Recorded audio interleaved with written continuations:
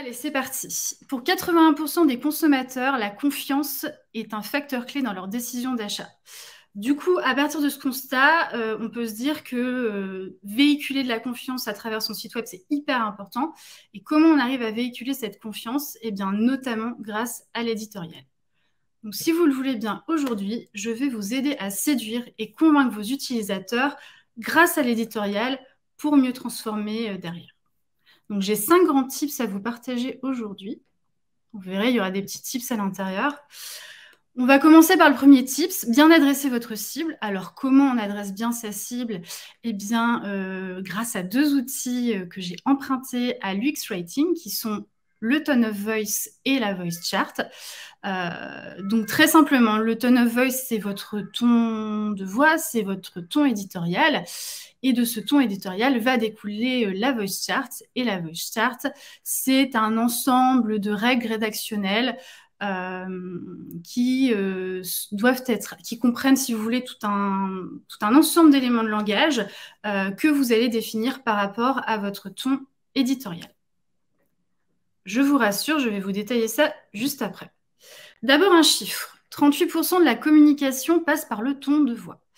Alors, face à ce chiffre, très clairement, on se dit que, à partir du moment où on a bien défini son ton de voix, eh bien, a priori, 38% du job est fait dans la communication que l'on a avec ses utilisateurs. On démarre avec le ton de voix, très logiquement. Donc, le tone of voice, il est caractérisé par 4 dimensions principales qui sont, alors on pourrait appeler ça des sous-tons du ton éditorial. Ces sous-tons, ils sont représentés sous forme d'échelles.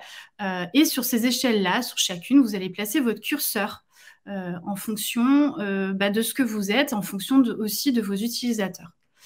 Donc ici, les curseurs, je ne les ai pas placés au hasard. Il s'agit des curseurs d'Alfie. Pour ceux qui ne connaissent pas Alfie, c'est l'organisme de formation en marketing digital qu'on a cofondé avec Cozy. Et donc, très récemment, on a fait ce travail-là avec l'équipe de définir notre ton éditorial et notre voice chart. Je reviendrai un peu plus sur ces échelles-là après, parce que l'idée, évidemment, c'est de les qualifier. Hein, on ne va pas les laisser... on ne va pas les laisser en l'état. En tout cas, l'idée, c'est que derrière, vous ayez un seul ton éditorial. Hein. Donc, on va venir mixer tout ça intelligemment. Comment on définit le ton éditorial? Eh bien, votre ton de voix, il doit à la fois refléter la mission de votre entreprise et des valeurs que vous incarnez, et aussi les préférences, les émotions et les besoins de votre cible. En gros, votre tone of voice, il doit être aligné avec votre marque et avec vos utilisateurs. Donc, comme je vous le disais tout à l'heure, on vient qualifier davantage les dimensions, les sous-tons dont on a parlé. Ici, il s'agit toujours d'Alfie, évidemment, qui va nous suivre jusqu'au bout de ce premier tips. Et du coup, chez Alfie, ça donne ça. Donc, on a un ton joyeux, un ton décontracté, un ton respectueux et un ton convivial. Par rapport à ces 4 dimensions-là et donc ces 4 sous-tons, vous allez venir définir des éléments de langage pour chacun d'entre eux.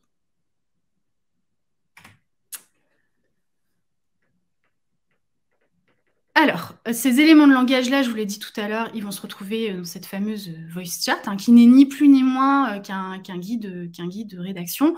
En gros, dans ce guide de rédaction, vous allez retrouver les do's et les don'ts, voilà, de l'ensemble de vos sous-tons et donc de votre ton éditorial au global.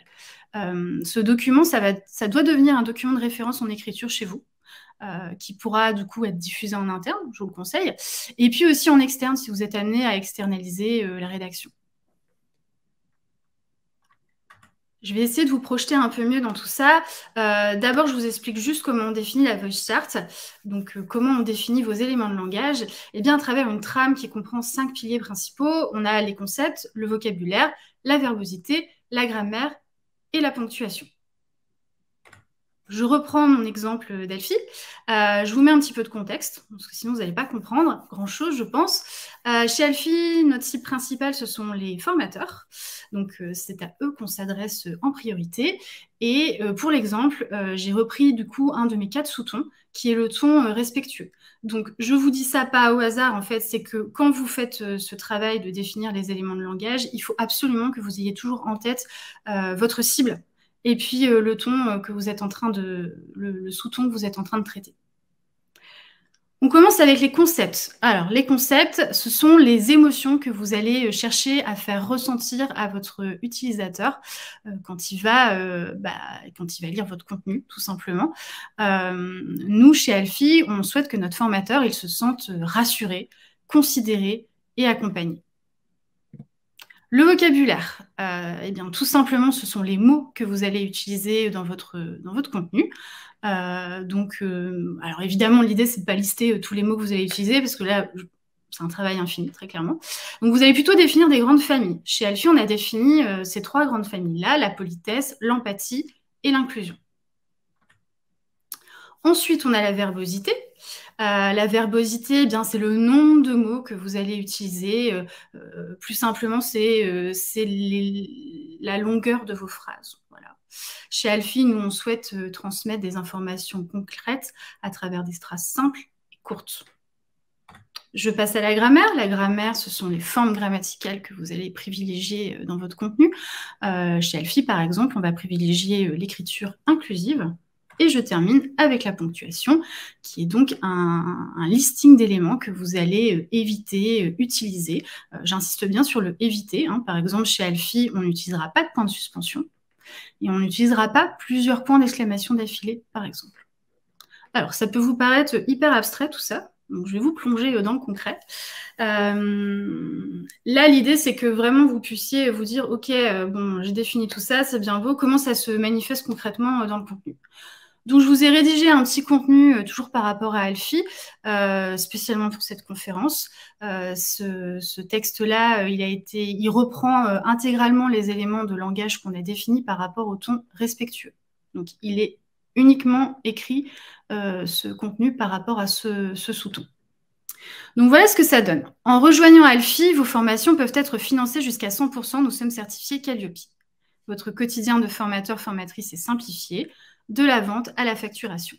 Vous intégrez un réseau de plus de 90 formateurs et formatrices passionnés, ouverts à toutes et tous. Vous définissez vous-même le prix de vos formations. Nous vous guidons si besoin. Donc, comme je vous le disais, ce texte-là, il a été écrit par rapport à des éléments de langage bien précis. Là, on veut, à la lecture de ce contenu, que notre utilisateur, notre formateur se sente considéré, encadré, respecté, écouté, et on le fait à travers les différents éléments de langage.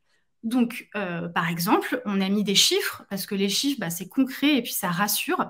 On vient aussi apporter du détail. Par exemple, dans la première phrase, on leur spécifie bien qu'on est certifié Calliope, ce qui explique en fait que les formations sont finançables. Hein, on les plonge directement dans du concret et on rassure notre formateur.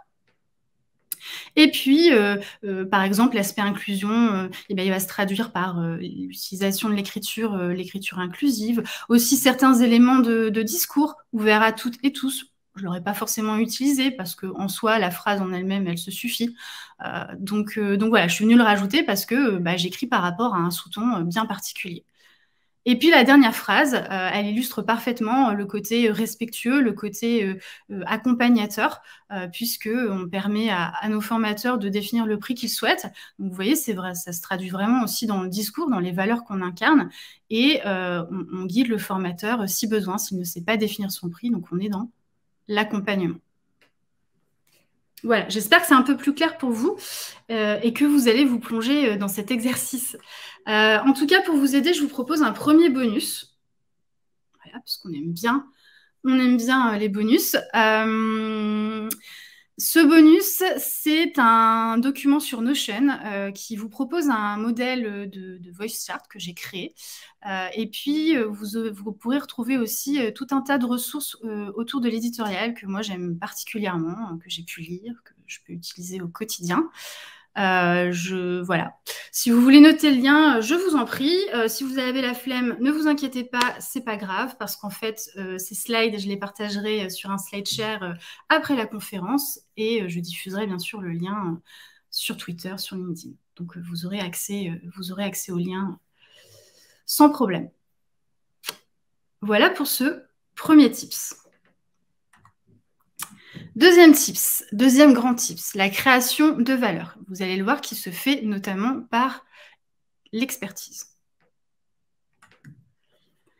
Alors, je vous plonge tout de suite dans le concret avec un exemple qui est Charlotte Bio. Charlotte Bio, c'est un site de e-commerce de cosmétiques bio.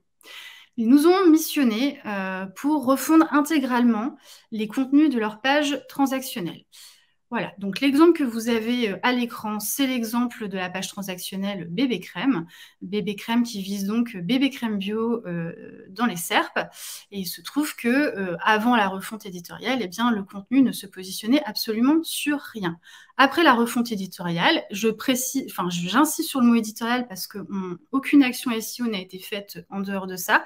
Le contenu a réussi à atteindre le top 10 et j'ai encore vérifié hier, mais je suis sûre que vous allez le faire aussi en tant que bon SEO.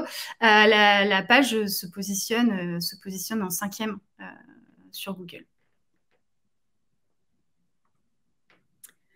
Donc, je vous montre l'avant dans son intégralité, puisque c'était le seul contenu qu'on avait sur cette page Bébé Crème. Donc, c'est les informations produits dans les grandes lignes. Et je vous montre bien sûr l'après, qui n'est qu'un extrait du contenu qui a été créé sur la page. Je vous invite à aller voir le contenu dans son intégralité si ça vous intéresse. Cet extrait, bien sûr, il n'a pas été choisi au hasard, parce qu'en fait, dans l'idée, quand on a construit ce contenu-là, bon, bien sûr, l'objectif, c'était d'apporter toutes les informations possibles autour du produit, mais aussi ce contenu-là, on a essayé de le pousser un peu plus loin pour essayer de le rendre un peu magique, avec de l'expertise interne. Donc, on est venu solliciter l'équipe Charlotte Bio pour créer des contenus bien spécifiques. Donc, par exemple, là, en première partie, vous avez des conseils pour bien appliquer le produit. Et puis, sur le côté, vous avez toute une FAQ qui reprend les questions les plus posées par la communauté, auxquelles, bien sûr, Charlotte Bio vient répondre avec son regard expert. Donc, vous l'aurez compris, l'expertise, ça permet d'enrichir un contenu, ça permet surtout d'obtenir des résultats comme le positionnement actuel de la Bébé Crème. Donc, je pense que c'est clairement un tips qu'il faut mettre en place pour apporter de la valeur à ces contenus. C'est un peu la finalité. Alors, comment on fait ça? Et surtout, comment on le fait bien? J'ai 3 tips à vous partager sur le sujet. Donc, le premier tip, sonder les experts sur la conception du contenu. Donc là, on intervient en amont de la rédaction, au moment où vous créez votre plan de contenu. 2, faire intervenir les experts directement dans le contenu. Donc là, l'idée, c'est de le faire au moment de la rédaction. Et 3, faire certifier le contenu par les experts. Et là, ça intervient au moment de l'intégration de la mise en ligne du contenu.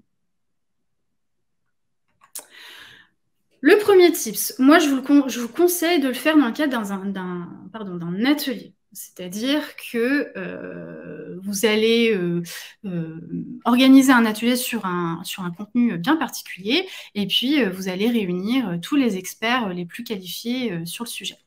Et ensuite, c'est pas compliqué, on se met en mode brainstorming. Donc là, l'idée, c'est vraiment de lister tous les sujets, toutes les thématiques liées au contenu qu'on pourrait venir traiter dans ce contenu. Surtout, ne vous mettez pas de barrière, on est en mode brainstorming. Derrière, vous explorez à fond chaque sujet. Et puis ensuite, c'est pas compliqué, vous venez trier votre liste de sujets, parce qu'il y aura peut-être des doublons ou des choses finalement moins pertinentes à traiter. Et puis enfin, vous venez créer votre plan de contenu. Donc, vous allez organiser, hiérarchiser vos informations et ensuite, ça part en rédaction. Deuxième tips, faire intervenir les experts directement dans le contenu. Moi, il y a 2 techniques que j'aime bien par rapport à ça. D'abord, le format astuce. Donc là, l'idée, c'est de faire intervenir vos experts en mode conseil. Ils vont venir délivrer du conseil directement dans le contenu. Ça permet vraiment d'ajouter de la fiabilité au contenu et puis, bien sûr, de l'enrichir. Charlotte Bio le fait très bien. Ils ont créé toute une série de vidéos en collaboration avec une make-up artiste. Donc, ce sont des conseils vidéo autour du choix du produit, de l'utilisation du produit. Et toutes ces vidéos-là, ils sont venus les intégrer directement dans leur page transactionnelle et leur page de guide. Seconde technique que j'aime bien, la prise de parole. Là, l'idée, donc, c'est de faire prendre la parole à vos experts dans vos contenus pour apporter des informations complémentaires et puis derrière, évidemment, de venir rassurer vos utilisateurs sur la qualité de vos produits. Ziggy, qui est une marque de croquettes pour chats, le fait très bien, puisqu'ils ont élaboré leur recette de croquettes avec Géraldine Blanchard, qui est une vétérinaire nutritionniste, et puis ils lui ont fait prendre la parole en vidéo, et cette vidéo-là, ils l'ont intégrée à toutes leurs pages transactionnelles.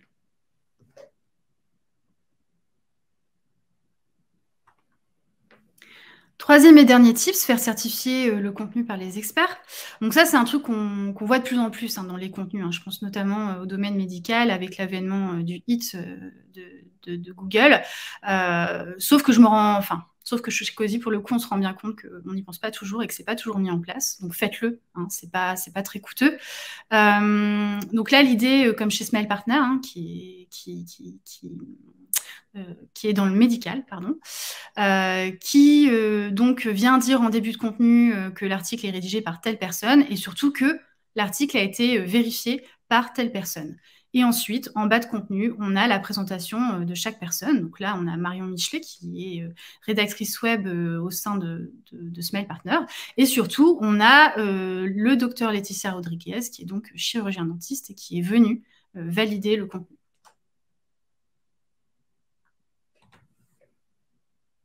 Je finis avec un chiffre, parce qu'on aime bien les chiffres. 83% des marques réussissent à se démarquer en produisant des contenus de meilleure qualité. Vous l'aurez compris, l'expertise participe largement à la création de contenus de meilleure qualité. Alors, je ne vous dis pas que le travail va être simple, très clairement, parce qu'il va falloir que vous réussissiez à fédérer vos experts autour du projet. Et ce n'est pas toujours simple, parce que potentiellement, ils ont juste autre chose à faire. Donc, il y a un gros travail d'évangélisation à faire auprès d'eux, mais une fois que vous aurez réussi à les embarquer, je vous garantis que vos contenus vont être de meilleure qualité, que vous allez réussir à produire des contenus à valeur ajoutée.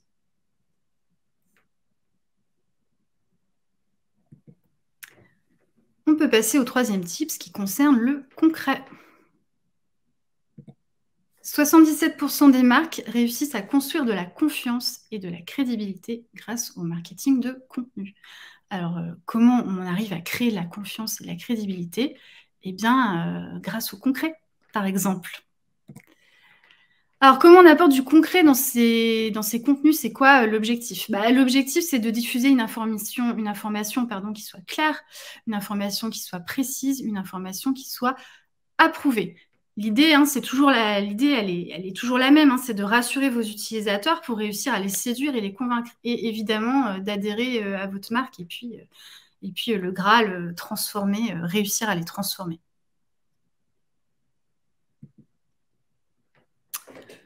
Je vous plonge tout de suite dans un cas concret, issu d'une expérience personnelle d'il y a quelques semaines. Je cherchais à comprendre comment on calculait la taxe foncière, puisque je suis propriétaire, voilà. Donc, évidemment, j'ai été chercher sur Google et je dois dire que les résultats sur lesquels je suis tombée ne m'ont pas pleinement satisfaite, notamment en termes de format, parce qu'en fait, je vous invite à le faire. Si vous regardez les résultats, les premiers résultats de la SERP, eh bien, globalement, c'est que du texte. Et du texte pour expliquer un calcul, c'est un peu compliqué de se projeter. Moi, j'ai une mémoire visuelle et très clairement, il m'a fallu décortiquer presque chaque phrase pour essayer de comprendre. Et puis en plus, c'est pas du tout ma tasse de thé globalement, donc voilà, un peu compliqué. Là, l'exemple que je vous mets, c'est l'exemple le plus compréhensible que j'ai trouvé, qui est issu du site du gouvernement. Moi, ce que j'aurais bien aimé, par exemple, ça aurait été d'avoir un schéma qui représente la formule mathématique. Voilà, c'est ce que je vous propose ici. Bien sûr, chaque partie de la formule mathématique, vous allez venir l'expliquer. Là, l'idée, c'est vraiment, et je vous replonge dans cette idée d'intention de recherche qui est quand même hyper importante. Si on tape cette requête-là, a priori, c'est qu'on a envie de calculer sa taxe foncière et de comprendre, bien sûr. Je pense qu'avec un schéma de ce type-là, c'est bien plus simple derrière de calculer sa taxe foncière. Et puis, vous pouvez aller beaucoup plus loin. avec un exemple, par exemple, autour d'un cas concret. Ici, il s'agit de Zoé, qui est propriétaire d'un appartement de 100 mètres carrés à Nantes. Donc Zoé, on va venir calculer sa taxe foncière. Voilà, donc on va mettre ce calcul sous forme d'étapes dans un tableau, histoire de toujours maximiser la lisibilité. Et puis derrière, on a le résultat final, le montant de sa taxe foncière. Et là, ça va être simple pour votre utilisateur parce qu'en fait, il va lui suffire de transposer ses propres valeurs pour réussir à calculer sa taxe foncière. Voilà, pensez-y. Pareil, ça, c'est pas hyper coûteux.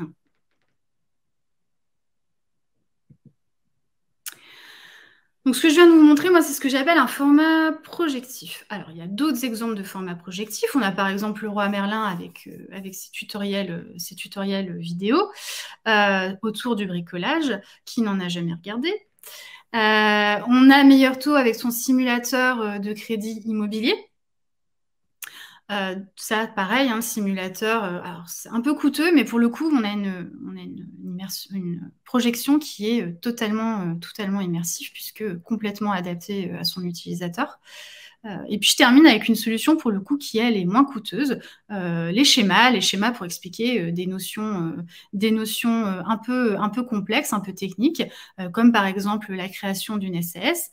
LegalPlace le fait très bien, puisque on a un schéma qui récapitule toutes les étapes de la création d'une SAS. Et bien sûr, derrière, vous venez... je veux dire, le schéma en lui-même ne se suffit pas. Vous venez derrière apporter du contenu textuel pour détailler chaque étape. Deuxième type, c'est amener des preuves tangibles. Alors, généralement, les preuves tangibles, ce sont des chiffres.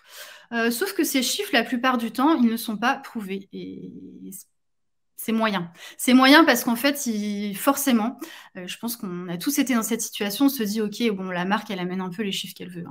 Voilà. Donc là, l'idée, c'est vraiment d'enlever ce doute chez votre utilisateur. Et comment on fait? Eh bien, Notion et Alan, pour le coup, le font très bien, alors d'une manière différente. Notion, ils sont venus intégrer leurs chiffres de satisfaction sur leur page transactionnelle, et ces chiffres-là, ils viennent les prouver.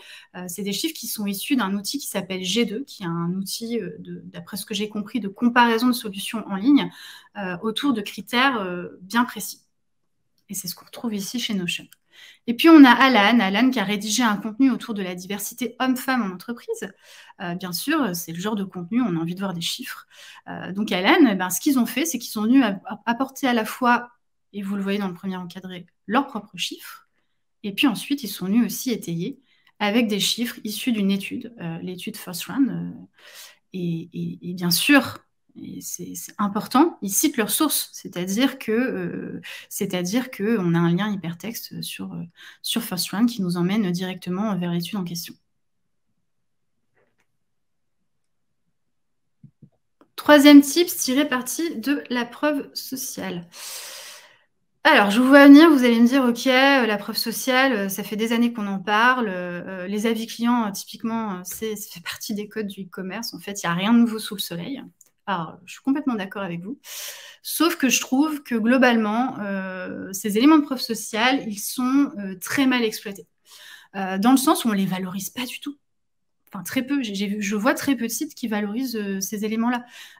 Ziggy, ici, le fait très bien avec ses avis clients, par exemple. Alors, vous voyez qu'en plus, ces avis clients ils sont hyper détaillés, hyper riches. Eh bien, ils sont venus les remonter le plus haut possible dans la page. Donc, c'est une page transactionnelle. Et ils viennent placer les avis clients juste après les informations commerciales principales. Donc, on n'a pas ces avis clients en bas de page, comme pas mal de sites. Je poursuis avec Slack et ses témoignages clients. Slack, ils ont toute une page avec plein de témoignages clients. Voilà. Ici, on a une page transactionnelle qui est dédiée aux grandes entreprises. Eh bien, ils sont venus exploiter un de leurs témoignages, qui est le témoignage vidéo d'IBM, et qui, pour le coup, se prête parfaitement à la page en question. Et bien sûr, ce témoignage, globalement, il est placé assez haut dans la page. Je termine avec Alma. Alma, ils donnent toute leur place en fait aux références clients. Là, quand vous arrivez sur une page transactionnelle, eh bien, vous avez bien sûr le header, vous avez les chiffres clés, et tout de suite, vous allez ver les références clients. Alors que bon nombre de sites, globalement, mettent leurs références clients en bas, alors peut-être pas sur la page d'accueil, et ça, c'est un truc, je ne comprends pas. En fait, ça, c'est un non-sens. Donc voilà, vos références clients, exploitez-les en fait. Exploitez tous ces éléments de preuve sociale qui sont quand même hyper importants quand on sait que les consommateurs aujourd'hui, et ça fait déjà quelques temps, comptent sur la recommandation, voilà, pour se décider par rapport à un achat. Ça, typiquement, c'est de la recommandation. Quatrième grand tips, travailler la concision. Alors, ça demande beaucoup de minutie. C'est aussi extrêmement chronophage. Ça, je vais être assez transparente là-dessus et je pense que vous le savez si vous êtes déjà exercé sur le sujet. Maintenant, je pense que vous comme moi, tout ce qu'on veut, c'est des contenus qui soient simples, fluides et clairs. Pour arriver à ce résultat-là, il n'y a pas d'autre choix que de travailler la concision. Moi, ce que je vous conseille de faire, c'est de réaliser ce travail-là après la rédaction de votre contenu. Moi, je trouve ça beaucoup plus simple. En tout cas, c'est ce que je fais. Et puis, vous le faites surtout en mode relecture active. Alors, relecture active, ça veut dire quoi? Ça veut dire que vous êtes hyper concentré. Donc, vous coupez tout ce que vous avez autour, vos séries, tout. Et puis, vous vous mettez en mode relecture active. Dans le Notion dont je parlais tout à l'heure, je vous ai partagé une ressource anglophone sur le sujet. Je vous conseille de la lire, elle est hyper intéressante. Je vais vous proposer un petit exercice de concision à travers cet exemple. Alors, si vous avez commencé à lire, vous verrez que cet exemple est bien sûr créé de toutes pièces pour cette conférence, puisqu'il parle de ma conférence, voilà, en toute simplicité. C'est un peu tiré par les cheveux, je vous l'accorde, mais j'en avais besoin pour faire mon exercice. Maintenant, à peu de choses près, j'ai déjà vu ce genre de phrase sur le web. Voilà. Donc on évite. Et pour éviter et pour faire quelque chose de mieux, eh bien, on va amener de la concision, tout simplement. Donc cette phrase de premier abord, on peut se dire, ok, est-ce qu'il n'y a pas moyen, par exemple, de la scinder en plusieurs phrases? Parce que là, juste une phrase de 5 lignes, c'est pas possible. C'est ce que j'ai fait, j'ai réussi à la scinder en 2 phrases principales, donc on a maintenant un paragraphe. Et puis par rapport à ce paragraphe-là, moi, il y a des petites choses qui ne me plaisent pas. Déjà, la première phrase est globalement assez mal formulée, assez mal structurée, elle est très peu lisible. Puis ce que j'aime pas non plus, c'est qu'on commence cette deuxième phrase par une négation. Alors ça, c'est un grand truc français, je pense. C'est dans les mentalités.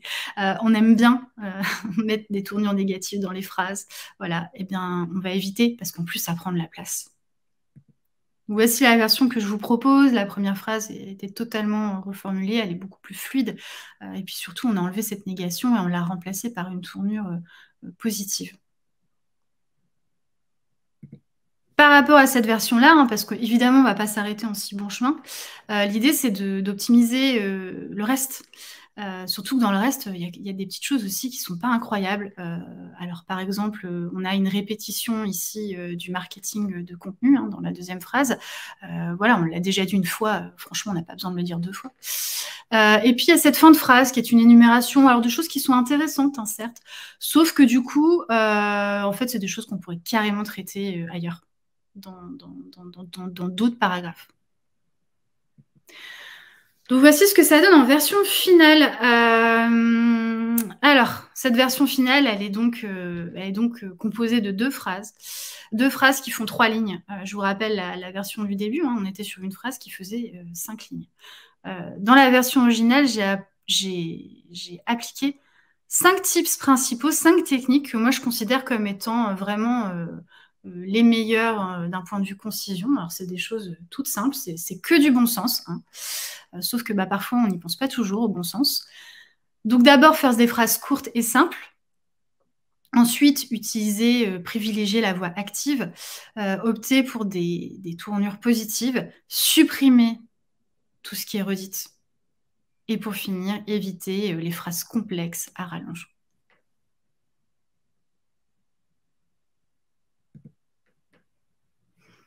Je vais terminer avec le dernier grand tips qui concerne les titres et je vais vous aider à créer des titres qui convertissent. Qu'est-ce que c'est qu'un titre qui convertit? Eh bien, un titre qui convertit, c'est un titre qui est concret, concis et émotionnel. Bien sûr, je vais vous détailler tout ça. Juste avant, je voudrais revenir sur les objectifs d'un titre. Un titre, c'est 3 choses. Ça doit arrêter votre utilisateur dans sa navigation. Ensuite, vous devez lui faire une promesse, évidemment une promesse qui l'intéresse. Et derrière, réussir à éveiller sa curiosité pour lui donner envie d'en savoir plus. Et puis, je ne vais pas vous citer la suite du parcours, hein, on la connaît, hein, c'est-à-dire qu'à partir du moment où vous avez réussi à le capter, ben, très logiquement, vous devriez réussir à le transformer. Donc, toujours garder ça en tête.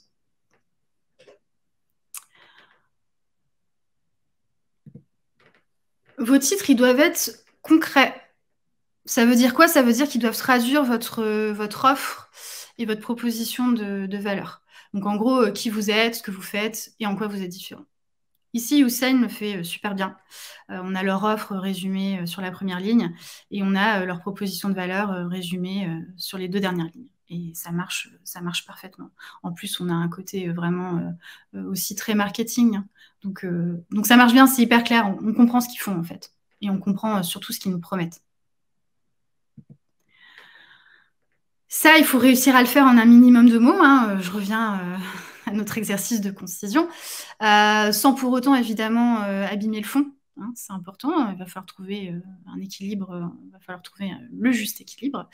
Stripe le fait pas mal hein, sur sa page d'accueil. Infrastructure de paiement pour le commerce en ligne. Ce que je pourrais juste émettre comme critique par rapport à ce titre, hein, qui est effectivement hyper concis, c'est que ça manque un peu de personnalité. Je suis pas sûre que ça traduise vraiment le ton éditorial de Stripe. Et je poursuis avec le ton éditorial parce que, évidemment, dans l'idée, quand vous créez des titres, c'est que ça soit fait dans le langage de votre cible. Donc là, je reviens au tout début de ma conférence avec le ton éditorial. Et ben, la voice start, clairement, elle va être applicable ici. Quanto le fait bien. Toutes vos finances pro, une seule solution. C'est voilà, c'est hyper percutant. On va droit au but. Vous voyez là l'intérêt de la ponctuation avec les points. Ça permet d'être impactant, de créer du rythme. Et pour le coup, leur cible, c'est qui? A priori, ce sont les professionnels, les entreprises, les entrepreneurs. Et qu'est-ce qu'on veut quand on est entrepreneur? On veut que ça soit clair, on veut que ça percute, on veut que ça aille vraiment droit au but. Et là, du coup, c'est possible, quoi.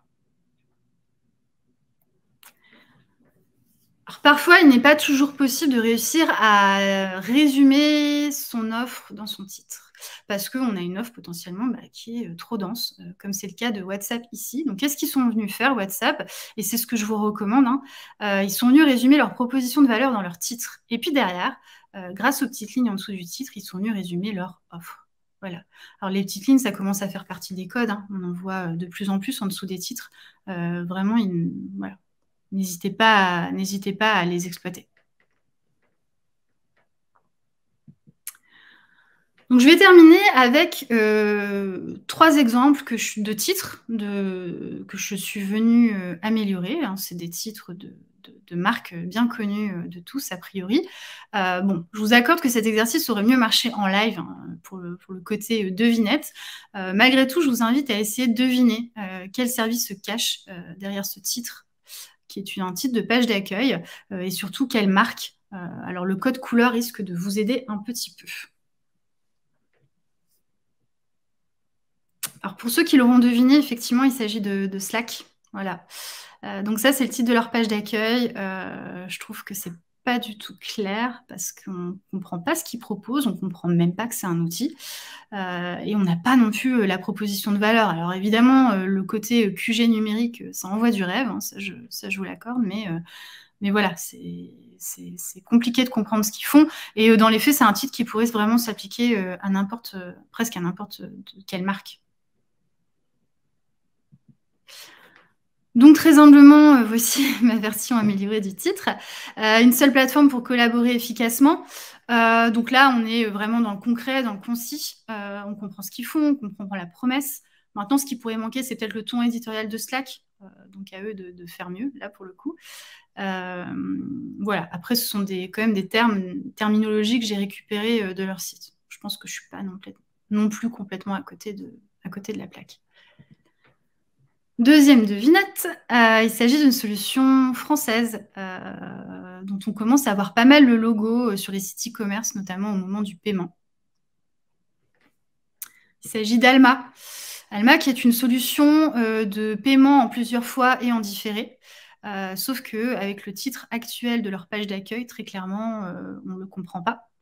On ne comprend pas ce qu'ils font, on ne comprend pas leurs promesses, on ne comprend surtout pas à qui ils s'adressent. Alors oui, c'est très marketing, on a la métaphore de la vitesse, c'est sympa, mais on veut quelque chose de beaucoup plus clair. Donc voici moi comment j'optimiserai le titre de Slack. Donc dans la première phrase, on a le résumé de leur offre. Et dans la seconde phrase, on a le résumé de la promesse. Voilà.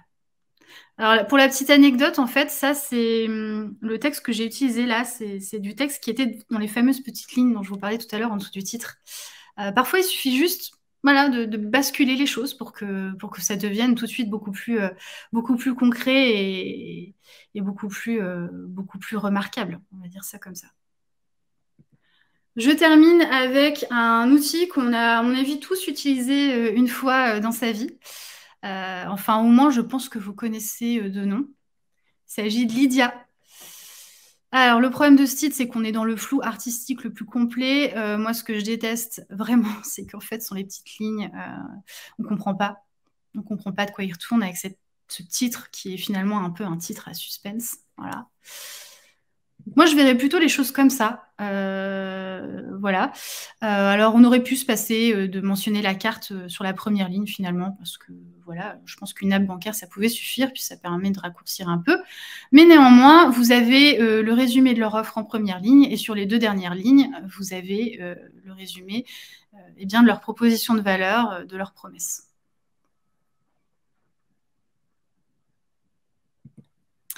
Dernier bonus que je vous partage, parce que je suis une fille sympa, une checklist qui reprend absolument tout ce que je vous ai raconté dans ma conférence.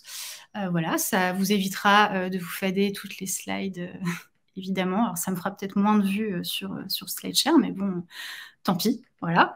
Voilà, alors je vous dis, c'est hyper complet. J'ai même ajouté des exemples en plus, tout ça. Donc, dans l'idée, créer une copie de ce document, évidemment, pour que ça puisse profiter à tout le monde. Et dernier point, petite promo personnelle, allez. Je vais lancer une newsletter une newsletter de veille, autour de l'éditorial très prochainement. Alors, tout est prêt, je n'ai plus qu'à lancer. On a pas mal de sujets chauds chez Cozy en ce moment, d'ailleurs, dont on vous parlera très prochainement, en dehors du Tour de France. Donc, du coup, je ne l'ai pas encore lancé. Mais promis, je vais le faire très bientôt. Le lien que je vous affiche là, c'est le lien qui permet d'accéder à un formulaire pour vous inscrire. J'espère que vous serez nombreux et nombreuses. Et puis, ça vous donne aussi un petit peu de détails autour de cette fameuse newsletter. Écoutez, je vous remercie pour votre écoute. Et puis, si vous avez des questions, écoutez, je serai ravie d'y répondre. Merci Virginie. Merci beaucoup. J'arrête le partage? Ouais. Tu peux arrêter le partage, ouais. Ok, cool. Très bien. Bon, super. Première conf, félicitations. Ouais, merci, ça y est, le challenge relevé. Je suis hyper contente de l'avoir fait du coup dans le cadre de cet événement, parce que c'était moins de prise de risque pour moi, et pour le coup, comme vous nous laissez une liberté totale, c'est cool. Ça permet aussi d'avoir un peu moins de stress, tout ça, donc voilà, donc merci. Eh bien, avec grand plaisir. Il y a déjà quelques questions. Okay. Je vais t'afficher celle de WazWeb. Comment savoir si on reste bien dans le tone of voice défini? Existe-t-il des outils ou autre chose?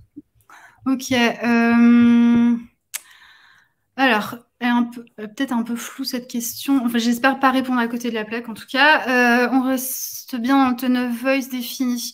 À partir du moment où tu as vraiment ces 2 éléments en tête dont j'ai parlé, à savoir mon discours de marque et mes utilisateurs, normalement, tu dois pas te tromper, je pense. Tu es censé vraiment rester toujours dans le truc. Après, tu peux venir aussi confronter en interne, tu peux venir confronter aussi auprès de tes utilisateurs pour voir si ça marche, si ça fonctionne ou pas. Hein. Aujourd'hui, les marques, elles ont des utilisateurs qui sont des ambassadeurs chez eux.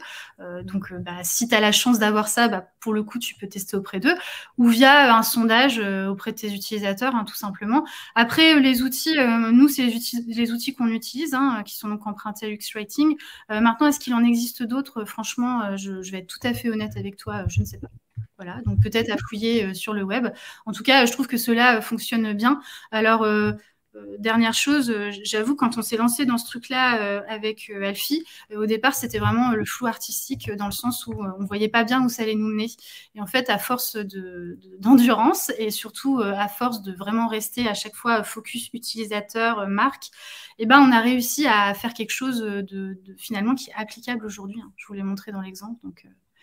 Donc voilà, ne vous découragez pas, en tout cas, ça marche. Et puis après, avec aussi l'expérience, ce sera plus simple à mettre en place. Moi, j'ai une question sur la charte éditoriale, justement. Ouais. Est-ce que tu considères qu'elle doit être créée que par le marketing ou est-ce qu'on a un intérêt à embarquer les services clients, les commerciaux dans cette définition? Moi, je pense qu'il faut réunir, tous les experts en interne qui sont pertinents sur le sujet. Je vous cite un exemple, du coup, je te cite un exemple très concret. Chez Alfie, j'ai pas fait ça toute seule dans mon coin. Alors, parfois, on n'a pas le choix parce que petite équipe, donc on fait ça. Et puis les autres, ils ont autre chose à faire, globalement. Nous, chez Alfie, on a la chance, globalement, déjà, on travaille bien ensemble. Donc, sur cet atelier-là qu'on a fait, on a réuni Tiffaine, du coup, qui est chargée des réseaux sociaux. On a réuni Amélie, qui est en contact direct avec les formateurs, puisque c'est elle qui est chargée du recrutement. Et puis, on avait aussi Jessica, qui, elle, est en contact un peu avec les formateurs et surtout avec les entreprises. Donc, voilà, ça permettait d'avoir le combo parfait pour réussir à définir tout ça le plus pertinemment possible. Voilà. Et puis, si vous ne pouvez pas faire d'atelier, après, une fois que vous avez réalisé votre travail, vous pouvez le confronter en interne, tout simplement. Et j'ai une autre question. Ouais. Tu parlais des experts qui viennent enrichir les sujets ou valider les contenus. Ouais. Si je n'ai pas de réseau, comment est-ce que je peux trouver des experts qui pourraient travailler avec moi et valider mes contenus? C'est une bonne question. Alors, normalement, en interne, on a toujours plus ou moins des experts quand on est plusieurs. Après, on peut solliciter des experts en externe aussi. Ça, c'est quelque chose qui est possible. Je prends l'exemple de Mano Mano. Ils ont rédigé plein de guides. Et pour le coup, ces guides-là, ils ont été rédigés par des experts externes. Contrairement à une autre marque, du coup, pour qui on a bossé Bricosaur, qui, eux, rédigeaient leur guide de bricolage en interne, avec des experts en interne. Donc, les deux sont possibles. Après, il faut trouver les bonnes personnes externes, mais je pense qu'avec un peu de travail, ça peut se faire.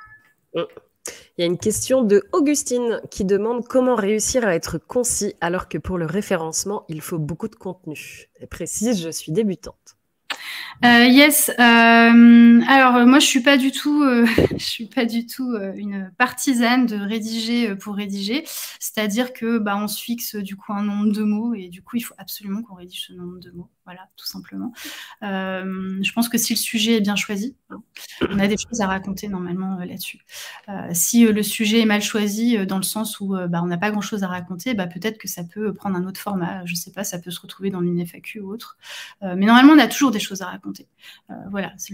Mais après, l'idée, comme je disais, c'est de rester concis. Donc, normalement, je pense que tu peux quand même atteindre un contenu qui soit solide, sans que ça soit au détriment de la concision. Et pour compléter ce que dit Virginie, normalement, si vous refaites l'exercice qu'elle a fait là, pardon, l'exercice de concision, tu ne vas pas enlever les mots qui vont jouer sur ta sémantique, sur ton sens.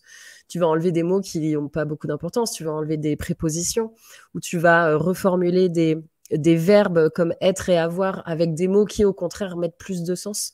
Donc, en fait, je pense qu'à l'inverse, le travail de concision améliore ton SEO parce que tu concentres ta sémantique, en fait, le sens de ton contenu. Donc, essayez l'exercice. Pour le coup, moi, c'est un exercice que j'ai testé aussi. Et en fait, vous allez gagner plus que mettre en risque votre SEO.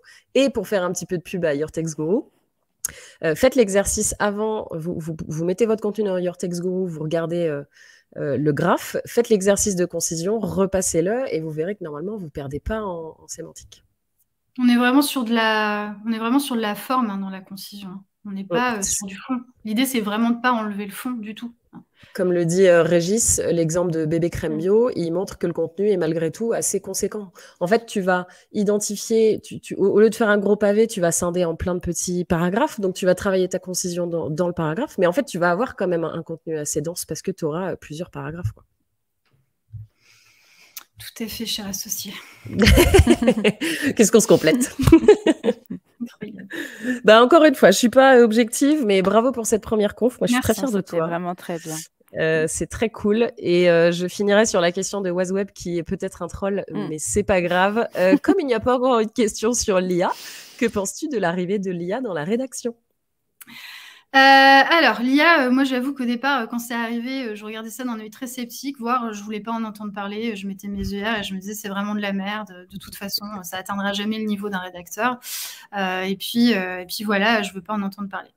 Mon avis a un peu changé suite à la lecture de plein d'articles anglophones sur le sujet, qui ciblaient vraiment du coup tout ce que ça peut apporter à l'éditorial. Et alors, mon avis a totalement changé du jour au lendemain. Je me suis rendu compte qu'en fait, l'IA aujourd'hui ne remplace pas le rédacteur, très clairement. Par contre, c'est un excellent assistant du rédacteur. Donc voilà, ça pour le coup, c'est mon avis sur le sujet. Je pense que c'est un très bon assistant, mais ça remplacera pas les rédacteurs et rédactrices pour le moment. Voilà, je dis pour le moment parce qu'en fait, on ne sait pas de quoi l'avenir est fait. Voilà. Maxime, notre associé, dit c'est totalement faux. La totalité des contenus de Virginie sont réalisés via l'IA. Ouais, en fait, c'est ça. Non, c'est pas vrai. Et par contre, je me permets un petit rebond pour ceux que ça intéresse. Il y a la conférence de Léo à 16h qui va parler des prompts. Donc, restez jusqu'à la fin de la journée, on en discutera. Merci beaucoup Virginie. C'était top pour ta toute première conférence. On a eu que des bons retours, en tout cas sur le chat. Donc, et Victor, qui est en direct de la montagne, a envoyé grand bravo Virginie. Ah, merci. Cher associé. Ok, non, mais c'était un vrai challenge. Je me suis dit qu'en 2023, j'allais oser. Voilà, donc merci Laura aussi, parce que c'est Laura qui m'a lancée sur ce truc-là. Au départ, je lui ai clairement dit non. Je lui ai dit mais jamais de la vie, moi je veux pas faire de conf parce que juste en fait ça m'angoisse. Et puis en fait, je suis revenue sur ma décision et je lui ai dit écoute, je vais y réfléchir. Et puis je crois que le lendemain, je t'ai dit ok, allons-y. Je pense que c'est le meilleur format pour que je puisse faire ma première conférence. C'est d'ailleurs un appel à toutes les personnes qui hésitent. En fait, ne croyez pas que vous n'avez rien à dire à partir du moment où c'est votre point de vue, vous avez quelque chose à dire. S'il y a 10 experts qui font 10 conférences sur la recherche de mots-clés, il y aura 10 conférences différentes. Donc, lancez-vous, contactez les organisateurs d'événements, répondez aux appels à conférenciers parce que on ne connaît pas tout le monde et du coup, on ne peut pas aller chercher tout le monde. C'est compliqué de sortir de son réseau pour identifier des pépites. Donc, lancez-vous et vous voyez, ça se passera super bien. Moi, je vous conseille d'abord de le faire en ligne. Du coup, potentiellement, à la SEO Garden Party, mais en ligne, c'est quand même beaucoup moins stressant. On a presque l'impression de refaire un énième entraînement, en fait. Parce qu'on ne voit pas les gens. Voilà, on se dit qu'il n'y a personne et que c'est OK. Je ne sais pas si je suis prête à monter sur scène, du coup, pour le moment, mais... Bien sûr que si. Pourquoi pas. Bon, merci Virginie. Bonne fin de journée. Et vous aussi, et puis j'ai hâte de voir les conférences de cet après-midi. Ça marche. Allez,